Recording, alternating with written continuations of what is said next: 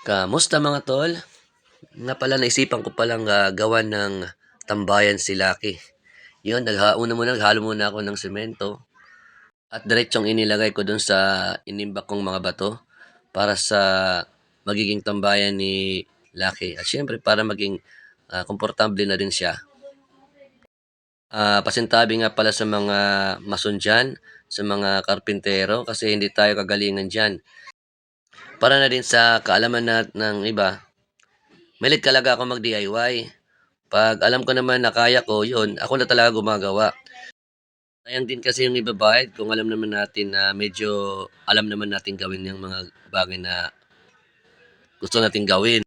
At nakakatuwa 'pag nagawa mo yung mga bagay na dati hindi mo pa nagagawa. Pagkatapos naman nito, ang sarap talaga sa pakiramdam.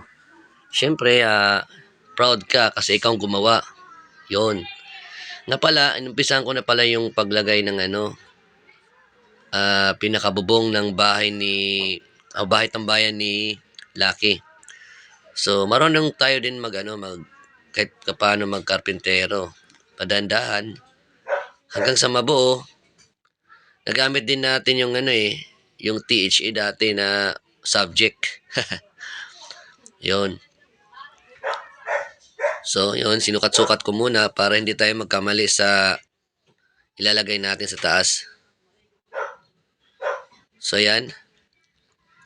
Kung mapapansin nyo, sinuguro ko muna yung mga braces. Gumapit na ako ng sukat kanina para mailagay natin sa taas.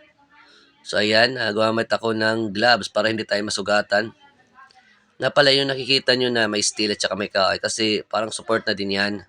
Para if ever na maglalagay tayo ng umbrella nail at saka yung pako sa taas, mas matibay yung pundasyon niya sa ibaba. Para hindi masyadong galaw ng galaw. Para hindi naman ma-distract yung mga dating pinako natin. So ayan na nga po. Dinugtungan ko na yung sa kabilang side. Nga pala gamit ko yung galvanized iron sheet para sa pagiging yero natin. Para naman mas komportable yung pagtatambay ni Lucky, ang Labrador Retriever na rinihome natin galing Gandara. So syempre, parang pamilya na din yung touring natin dyan. Kaya gusto kong komportable yung pagtatambayan niya.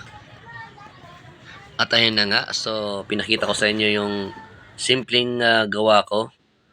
At ngayon, pinagpatuloy natin yung pag-fix ng mga pako at saka umbrella nail. At saka nilagyan na rin natin ng Volcasil para hindi tumagos yung mga tubig pag umuulan.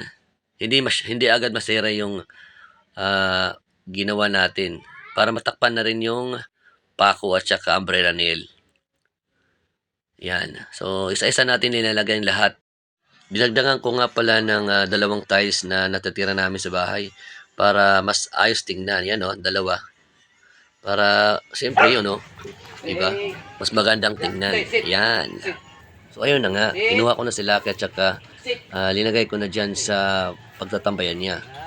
Alam niyo kasi ginawa ko to pag every time na magiging pasaway siya, so dyan na muna siya.